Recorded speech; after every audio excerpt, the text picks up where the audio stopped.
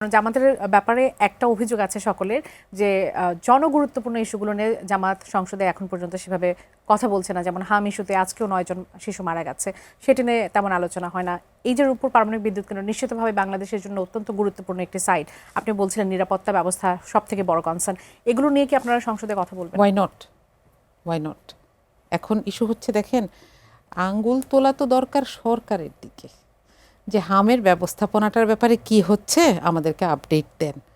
তো এখন এটা যেহেতু তোলা যাচ্ছে না, তখন বিরোধী দলকে একটু বকা দেই যে বিরোধী দল যথেষ্ট পরিমাণ কনসার্ন না।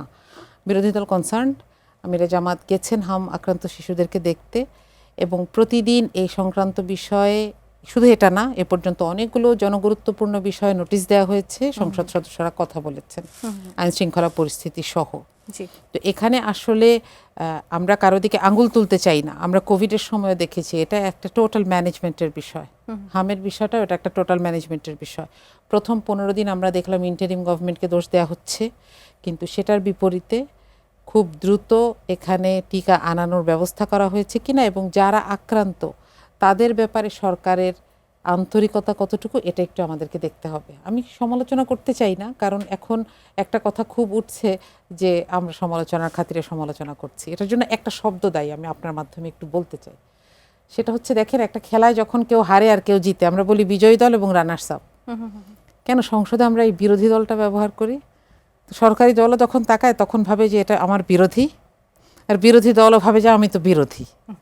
আমরা রানার্স আপ বলি না, কিন্তু এই জায়গাটা তো বিরোধিতার না, এটা একসাথে কাজ করা। দেখেন, জ্বালানি ইস্যুতে বিরোধী দল প্রস্তাব দিয়েছে, সরকার এগ্রি করেছে, একটা সম্মিলিত কমিটি হয়েছে, এখানে কাজ হবে। এখানে আজকে থেকে বিরোধী দল না বলে রানার্স আপ দল বলেন, আমার অসুবিধা নাই, অপোজিশন বলে। এটাই বলছি যে এই শব্দটা আমাদের মনস্তত্ত্বকে প্রভাবিত করে। শব্দের তো একটা আলাদা রাজনীতি আছে, তাই না? আজকে থেকে বিরোধী দল শব্দ বলেন না, বলবেন আমরা। আপনি তখন জিজ্ঞেস করবেন রানার্স আপ কোনটা, আবার আরেক ঝামেলা, তাই না? ঠিক আছে। তো এখন এখানে আসলে সরকারের পক্ষ থেকে উদ্যোগ চাই। প্রথম কথা, বিরোধী দলের যদি সেখানে কোনো, রানার্স আপ দলের যদি সেখানে কোনো ভূমিকা রাখার থাকে চাইবেন। এবং দেখেন, ঢাকার 6টা আসন জামাতের এবং তার জোট হোল্ড করছে, সেখানে তো সহযোগিতা প্রয়োজন। সারা দেশেই তো এরকম। তো সেইখানে কোনো সহযোগিতা দরকার, সরকার ডেকেছেন কিন্তু সাড়া দেওয়া হয় না, এমন কোনো বিষয় থাকলে বিরোধী দলের দিকে আঙুল তোলা যায়। কিন্তু বিরোধী দলের কাজে তো সরকারকে আসলে প্রশ্নবিদ্ধ করা। এই যে জনগুরুত্বপূর্ণ বিষয়ের কথা যেটি বললাম, এখন সব থেকে বেশি যেটির দিকে আসলে সকলের নজর, সেই বিষয়গুলো নিয়ে তো আসলে সরকারকে বারবার প্রশ্নবিদ্ধ করবে বিরোধী দলে, যাতে সরকার সেই বিষয়টি আরো বেশি গুরুত্ব দেয়।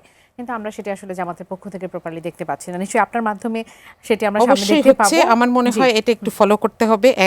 আর হচ্ছে বিভিন্ন প্রায় প্রতিদিনই কথা হচ্ছে রাষ্ট্রপতির ভাষণের উপরে, যখন আলোচনা হয় তখনও আলোচনা করতে গিয়ে আইন শৃঙ্খলা নিয়ে কথা হচ্ছে, ক্যাম্পাসগুলোর উত্তপ্ত পরিস্থিতি নিয়ে কথা হচ্ছে।